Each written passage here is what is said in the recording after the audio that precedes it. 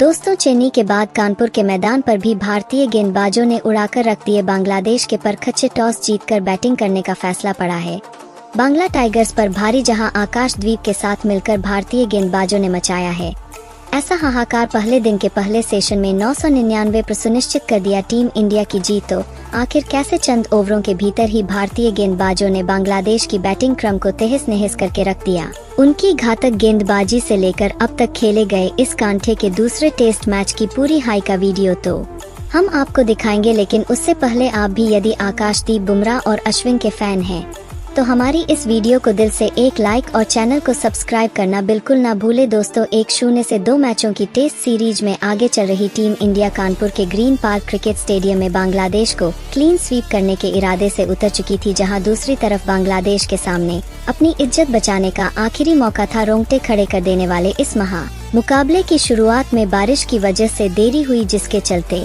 1 घंटे देरी से टॉस उछाला गया, लेकिन किस्मत कप्तान रोहित की ही चमकी। उन्होंने टॉस जीतकर पहले मेहमान बांग्लादेश को बैटिंग करने का न्योता दिया। पूरा स्टेडियम एक जबरदस्त घमासान के लिए खचाखच भरा हुआ था। बांग्लादेश को इस मैच में एक धमाकेदार शुरुआत दिलाने के इरादे से सादमान इस्लाम के साथ जाकिर हसन की खतरनाक जोड़ी मैदान में उतरी थी, जिनके सामने पहले ही ओवर में गेंदे नहीं बल्कि आग के गोले बरसाने के लिए आ गए रोहित शर्मा के ब्रह्मास्त्र जसप्रीत बुमराह, जिन्होंने अपनी पहली गेंद से जाकिर हसन के पसीने छुड़ा कर रख दिए नागिन की तरह। उनकी लहराती हुई गेंद का संपर्क भी बल्ले से करना बल्लेबाज के लिए मुश्किल था। हालांकि फिर भी बाई के चलते बांग्लादेश को चौका मिल गया, लेकिन साफ तौर पर दिख रहा था कि तेज गेंदबाजों का डोमिनेंस इस विकेट पर रहने वाला है। दूसरी तरफ से मोहम्मद सिराज ने भी इन दोनों बल्लेबाजों की नाक में दम गिरना शुरू कर दिया था। ऐसा लग रहा था कि भूख शेर के सामने भीगी बिल्ली फंस चुकी है। इस तरीके से इन दोनों गेंदबाजों ने बांग्लादेशी बल्लेबाजों को फंसा कर रखा हुआ था, लेकिन प्रॉब्लम यह थी कि टीम इंडिया को अब तक कोई विकेट नहीं मिल पाया था। चौथा ओवर लेकर आए मोहम्मद सिराज की दूसरी गेंद पर सादमान इस्लाम के बल्ले का बाहरी किनारा भी लगा, लेकिन वो गेंद स्लिप में खड़े यशस्वी जायसवाल से काफी दूर थी और बांग्लादेश को इस गेंद पर चौका मिल गया। तो वहीं जख्म पर नमक छिड़कने का काम तो तब हुआ जब अगली ही गेंद पर एक बार फिर यशस्वी से कैच का एक बेहतरीन मौका छूट गया, यानी कि लगातार 2 गेंद पर बल्लेबाज को 2 जीवन दान मिल चुके थे। 4 ओवर में बांग्लादेश की टीम मुश्किल में 12 रनों तक पहुंच पाई थी। टीम इंडिया का दबदबा अभी से इस मैच में दिख रहा था। जसप्रीत बुमराह एक तरफ से मिड इन फेंके जा रहे थे, उनके खिलाफ तो सिंगल लेने के लिए भी दोनों बल्लेबाजों को तरसना पड़ रहा था। दोनों बल्लेबाज काफी ज्यादा संघर्ष करते नजर आ रहे थे, यहाँ तक कि जाकिर हसन की तो हालत बहुत ज्यादा खराब नजर आ रही थी। इसका अंदाजा आप इसी से लगा सकते हैं कि इस खिलाड़ी ने 20 गेंद खेल ली थी, लेकिन अब तक उनका खाता भी नहीं खुल पाया था। 6 ओवर में बांग्लादेश मुश्किल से 13 रनों तक पहुंच पाई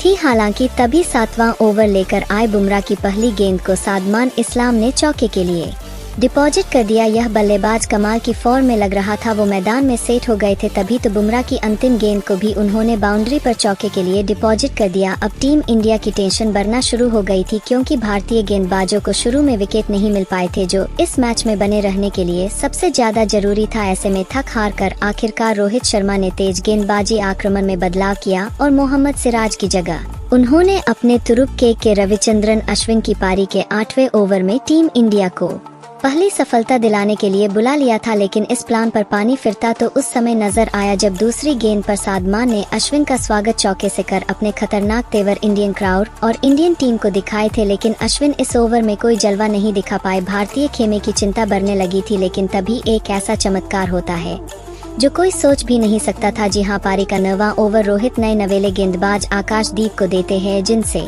किसी को कुछ ज्यादा उम्मीदें नहीं थी। लेकिन इस खिलाड़ी ने कमाल करते हुए तीसरी गेंद पर जाकिर हसन को अपने जाल में फंसा लिया। आकाशदीप की गेंद उनके बल्ले का बाहरी किनारा लेकर सीधा स्लिप में चली गई, जहां यशस्वी जायसवाल ने कोई गलती नहीं की और सुपरमैन की तरह हवा में उड़ते हुए कैच लपककर उन्होंने टीम इंडिया को पहली सफलता दिला दी थी। जहां जाकिर हसन तो 24 गेंदें खेलकर अपना खाता भी नहीं खोल पाए थे। उनके आउट होने के बाद मैदान में मोमिनुल हक मोर्चा संभालने के लिए आए थे, लेकिन दोस्तों अब तो कहां बांग्लादेश की एक चलने वाली थी। अब तो भारतीय गेंदबाजों को शुरुआत मिल चुकी थी और अब लिखी जाने वाली थी तो बांग्लादेश की बर्बादी की कहानी 2 ओवर भी खत्म नहीं हुए थे कि एक बार फिर 13वां ओवर लेकर आए आकाशदीप ने अपनी पहली गेंद पर सादमान इस्लाम को अपने जाल में फंसाया, जिस पर अंपायर की तो उंगली खड़ी नहीं हुई। लेकिन रोहित और गेंदबाज ने जब रिव्यू का फैसला किया तो थर्ड अंपायर ने आखिरकार सादमानी इस्लाम को एलबीड ब्लू आउट कर टीम इंडिया के नाम दूसरा विकेट कर दिया था, जहां इस बार आकाशदीप ने खतरनाक लग रहे सादमान इस्लाम को केवल 24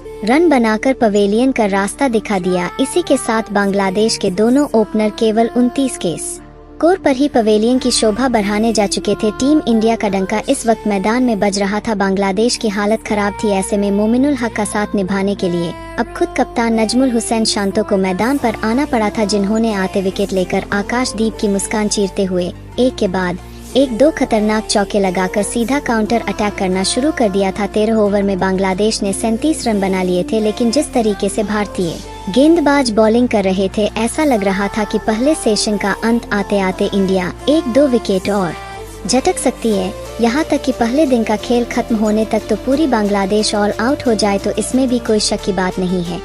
तो दोस्तों, अब आपको क्या लगता है कि टीम इंडिया कितने दिनों में बांग्लादेश को इस टेस्ट मैच में धूल चटा देगी? अपनी कीमती राय नीचे कमेंट करके जरूर बताएं और ऐसे धमाकेदार खबरों के लिए सबसे पहले जानने के लिए वीडियो को लाइक और चैनल को सब्सक्राइब करना बिल्कुल ना भूलें। धन्यवाद।